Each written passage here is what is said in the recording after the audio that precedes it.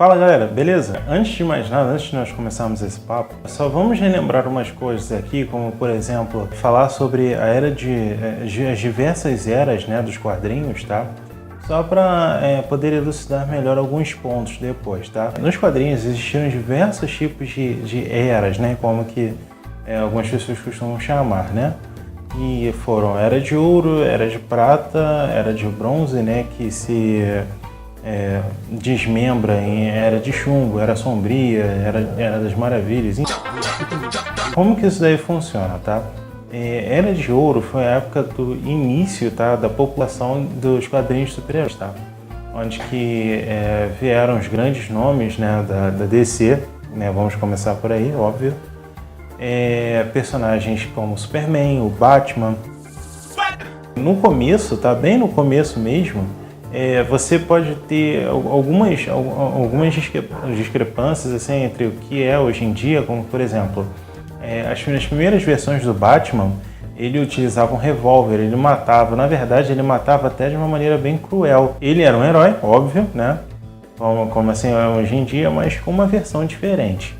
E muitos anos depois, por causa de um livro chamado Sedução dos Inocentes, né, escrito pelo psicólogo Wertham, os quadrinhos foram mal vistos, né, e foram agentes culpabilizadores da violência nas crianças, né? As coisas que nós vemos hoje em dia com relação a tudo que é novo, né, por exemplo, por causa do videogame, na época era por causa dos quadrinhos. E isso daí, para aquela época, né, dos anos 50, foi uma motivação incrível para eles começarem a queimar revistas, desvalorizar tudo, e em prol disso o governo criou algo chamado Comics Code, né, que é tipo um selo de qualidade de ética dos quadrinhos. Muitas empresas tiveram que aderir a esse selo para que elas conseguissem continuar vendas e não fechassem, né? Nessa época aconteceram muitas fusões de empresas de quadrinhos, mas isso daí não vem ao caso. O fato é que, por causa da Era de Prata, o que nós vemos hoje como a infantilização, né, de armas de raio, sangue colorido, né, sangue verde, humanoide, cabeça de inseto, era de personagens gorila, né? Tudo quanto é tipo de maluquice infantil, né, no caso, entre aspas, foi criado nessa época, né? Justamente porque como eles não podiam fazer personagens mais densos ou histórias mais violentas como eram feitas na Era de Ouro, eles tinham que infantilizar tudo, né? E aí, muito tempo depois, mais ou menos nos anos 70, 80, veio a Era de Bronze dos quadrinhos, né? Onde que eles falam sobre modificar a Comics Code, né, para deixar um pouco mais maleável. Foi a época da vinda também de temas um pouco mais reais, né? Como colocar tráfico de drogas nas histórias, colocar temas sociais nas histórias, né? Como personagens negros, né? Essas coisas mais da época, né? Também foi a criação de anti-heróis, como o Justiceiro, como o próprio Motoqueiro Fantasma, né? Foi a época de um amadurecimento mais sensato, né, coisa que já deveria ter acontecido antes, provavelmente, né, por causa da Era de Ouro, mas, enfim, né, os quadrinhos também tiveram sua época de aquisição. Então, finalmente, nós pulamos para a Era Moderna, né, que é do finalzinho dos anos 90 para cá, né, que é a modernização, essa explosão da cultura pop, né, que envolve a transmídia, no caso, né, para pegar a ideia que vende, né, o quadrinho vende, né, começou a vender muito mais, né, e levar para animação, para videogame, para filme, né. Já existiam filmes antes por causa de inúmeras complicações. Eu faço um vídeo especificamente sobre isso futuramente, né, deixo isso daqui como um ponto.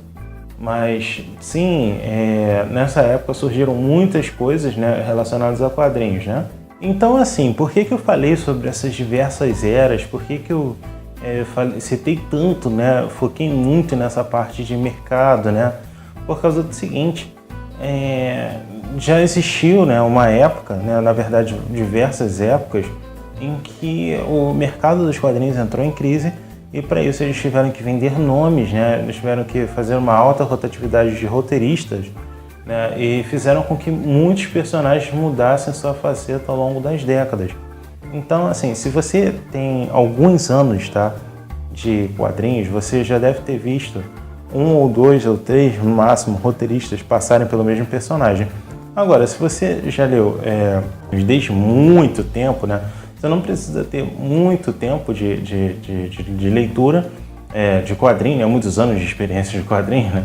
Mas se você tiver tido muito tempo de leitura, se você tiver lido tempo suficiente, você pode ter percebido que os personagens se remodelam ao longo do tempo. Isso daí é inevitável, né? Tanto em quadrinhos quanto em outros tipos de mídia, cinema e tudo mais. Então, assim, é bem interessante focar nesse ponto, tá? Antes de continuar aqui o review, porque muita gente ainda não tem essa maturidade de mentalidade, né?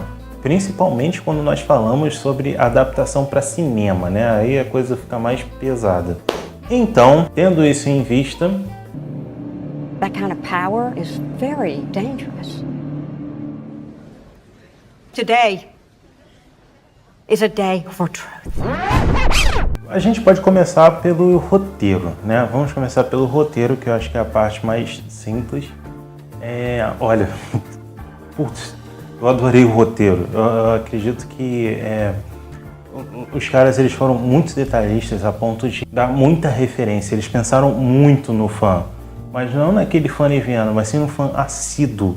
Aquele cara que já tá aí há um tempo na estrada e que ele já viu muita coisa, né? Então, assim, um ponto positivo, tá? Eles pensaram muito nisso daí, de tanto que a cada ponto do filme, na verdade, eu não vi nenhuma parte do filme que não tivesse uma referência, né? Não passou 5 minutos sem uma referência. Eu acho que o Capitão ia morrer assistindo esse filme, né?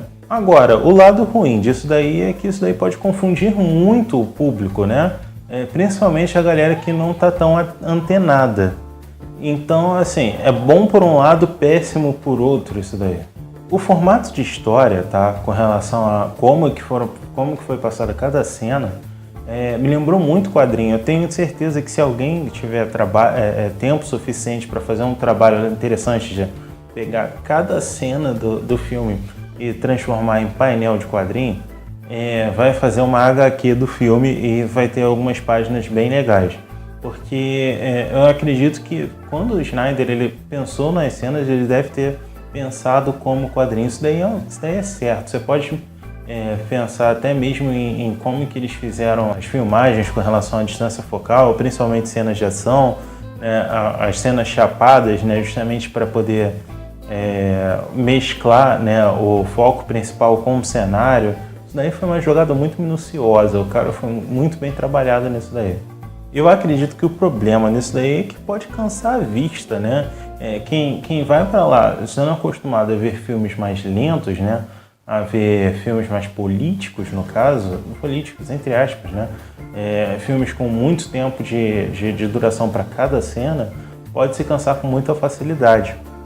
O único ponto alarmante para mim é que Chris Terrio, né, o roteirista do filme, ele é um cara muito bom, tá, para fazer filmes que tenham histórias dentro de histórias, né, a la Shakespeare, um filme dentro de um outro filme, né, uma história dentro de uma outra história, para poder fazer com que a história externa se torne mais real, né, você faz algo muito mais fantasioso dentro dela, né? Assim como são histórias onde que você tem um sonho ou você tem uma imaginação dentro de um personagem justamente para poder tornar a parte fora daquilo ali mais real, né? Isso o Chris Terrio fez muito bem, principalmente em Argo, né? Não é à toa que ele conseguiu um Oscar, então assim, parabéns, né? Agora o ruim é que ele é um roteirista para filmes densos, né, com pouca movimentação de personagem, né? E filme de história e quadrinho tem que ter muita ação, principalmente dessas grandes como Marvel, DC, eles vão ter muita ação, eles vão ter muita coisa para fazer. E isso daí talvez ele não consiga trabalhar tão bem, né? O Snyder ele consegue suprir essa necessidade da ação, né? Óbvio, afinal de contas, o Snyder ele é um diretor para filmes de ação. Porém, sem um roteiro muito bem elaborado para isso, é bem possível que eles possam entrar em desacordos diversas vezes, né? Com relação à direção, tá? Eu acredito que é algo que muita gente não deve ter notado, né? Pelo visto, né?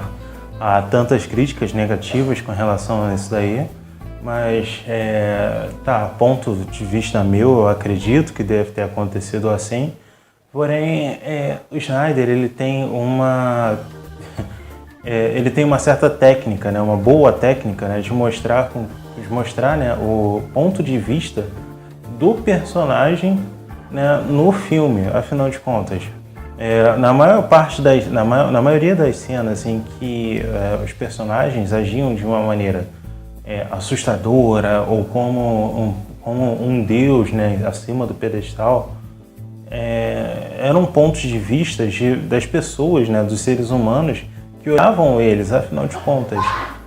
Na cena do Batman, onde que ele aparecia a primeira vez, né, você sentia, né, uma certa tensão ali, né? Isso daí era incômodo para quem estava assistindo, mas era compreensível pela cena em questão. Então, quem não está acostumado, né, a esse tipo de filme, a ter esse tipo de experiência cinematográfica, ela pode realmente ficar incomodada e achar que aquilo ali foi por causa do filme, que o filme foi ruim porque te trouxe uma sensação ruim, né? Só que arte, né, de certa forma, é isso, né? Afinal de contas, a arte ela tem que te dar algum tipo de sensação, né?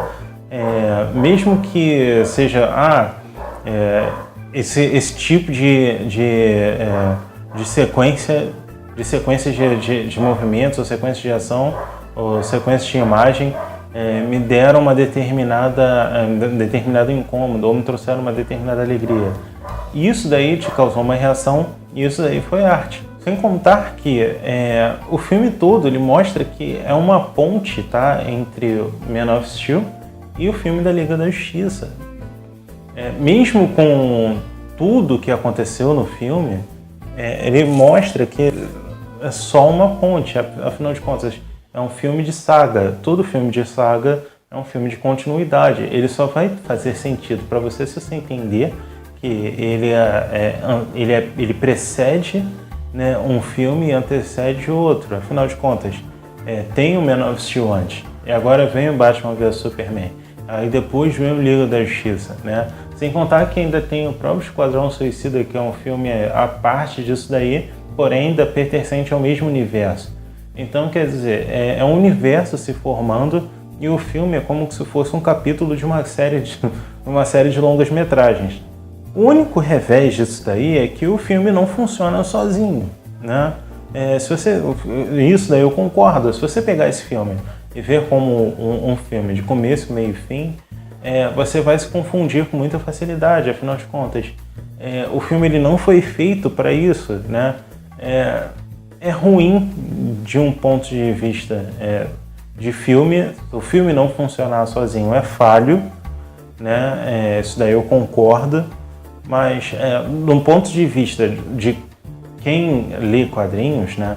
Uma história em quadrinho em si, né? Uma HQ sozinha em si, quando é pertencente a uma série de HQs, ela não faz sentido sozinha, porém ela faz parte de um todo, né? Eu acredito que até mesmo nesse ponto Snyder está fazendo sentido, né? Mais um ponto para ele nesse quesito. Novamente, né, digo que as cenas de ação dele foram impecáveis, né? A parte, né, dele colocar muita distância focal, né, justamente para dar mais movimento à ação. Nossa senhora, nossa, foi algo assim sensacional. Foi uma coisa que eu quero ver de novo, e de novo. Eu sei que eu vou ter um pouquinho desse filme, né, uma visão a mais desse filme a cada vez que eu tiver visto ele, né? Então, eu sei que suas cenas de ação, elas são um aprendizado, né? Mesmo com relação às partes que qualquer um pode ter considerado ruim, eu não sei como, elas são um aprendizado. Se você pausar em cada cena que tiver ali, você vai ter uma cena de ação diferente. Se você escreve, se você desenha, cada cena de ação que tiver ali, cada frame de ação que tiver ali, você vai ter uma cena muito bem desenhada, né? E isso daí o Snyder fez de maneira impecável. Bom, com relação à trilha sonora, não tenho muito o que falar, né? Afinal de contas, é Hans Zimmer. Eu sou muito fã desse cara, eu vou ser muito parcial, muito mais do que o próprio filme em si. Mas tiveram algumas partes em que não foram memoráveis. Eu lembro muito das cenas, mas não me vem à cabeça a música. Isso daí é levemente preocupante, principalmente se for levar em consideração que ele fez, né, de acordo com o trabalho do cara. Você pega os trabalhos do cara, né, e você vê que toda a cena, né, todas as grandes cenas dos filmes tem uma trilha sonora que são memoráveis, né, mas para BVS eu não lembro de nenhuma. A trilha sonora foi ótima, né, eu não estou dizendo que não foi, mas ela não teve nenhum ponto memorável, né. Eu acredito que foi plano a atuação, né, do Hans Zimmer. Foi boa, foi muito boa em muitos aspectos, porém ela foi constante. E eu não tenho como dizer que isso daí é uma coisa boa, porque você precisa de um ponto de comparação para você conseguir se guiar. Então, se você está vendo tudo no mesmo nível, você perde um pouco o foco. Com relação ao elenco, eu não tenho muito o que falar. Brincadeira, tenho sim. Parece que todos os atores eles se encaixaram muito bem nos personagens, né? Todos eles ficaram muito naturais. Isso daí é o que dou meu braço a torcer. A Gadot como Mulher Maravilha, apesar de muitas críticas negativas com relação ao corpo, enfim, né, essas críticas que a galera gosta de fazer bastante, ela fez uma excelente Mulher Maravilha, ela fez uma excelente Diana Prince, ela vai continuar a exercer um excelente trabalho, pelo que eu estou vendo, e eu não tenho o que reclamar com relação a ela, né? Ela, todas as vezes em que ela aparece no filme são vezes decisivas, então ela também ainda não teve muito tempo para poder mostrar tudo que ela pode fazer, né? Então, assim, ela saiu muito bem no tempo que deram para ela. O Ben Affleck como Batman, ele foi um tapa na cara de tanta gente que tá chegando a sentir em mim aqui, sabe? Ele foi um excelente Batman. Ele tá muito grande. Ele tá o Batman do Arkham City. E isso daí eu não digo nem com relação ao ao corpo em si, mas a forma do Batman de ação.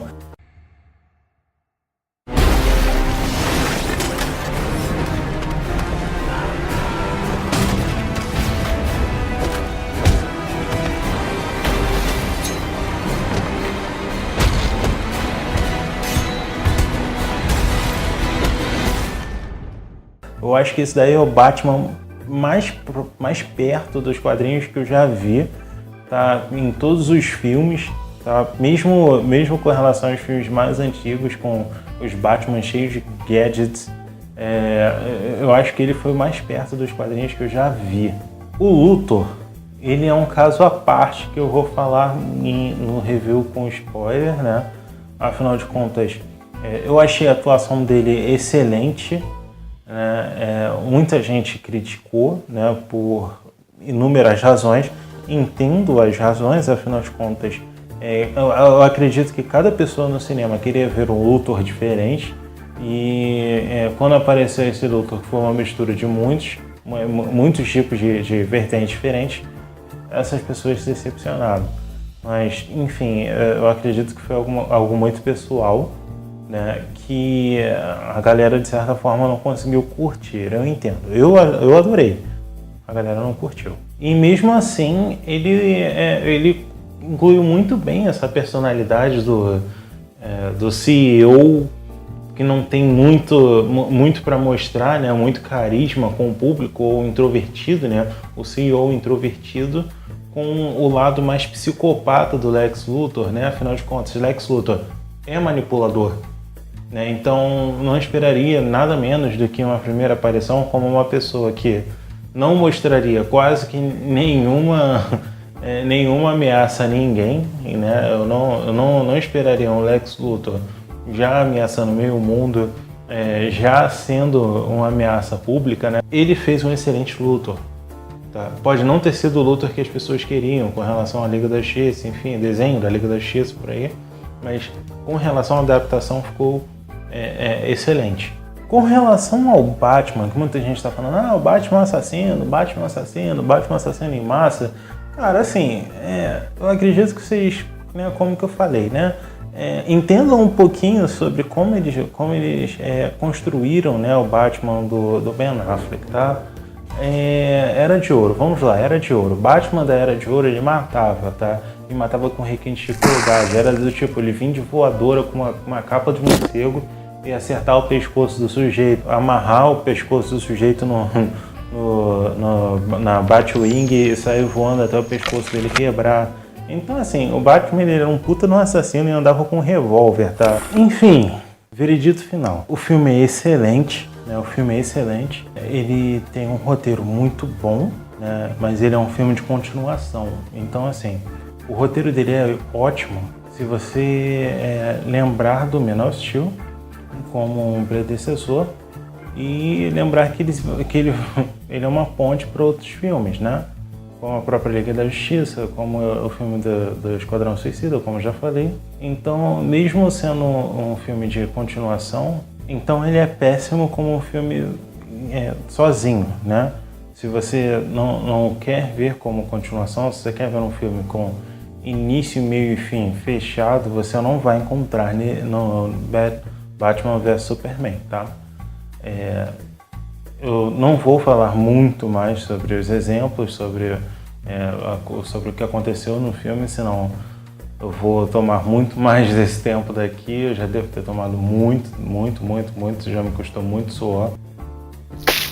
Sério, espero que você tenha curtido. Se você curtiu, dê aquele like, né? Se você não curtiu, fale aqui, né? Se você curtiu também, fale aqui, é bom. Dê sua opinião. Se você assistiu o filme, fale um pouco sobre o que você achou. Tá? E é isso, galera. Muito obrigado. Tchau, tchau.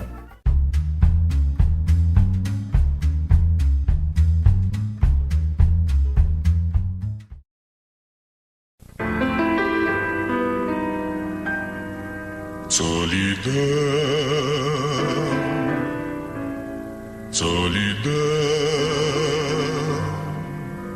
estou só, você nem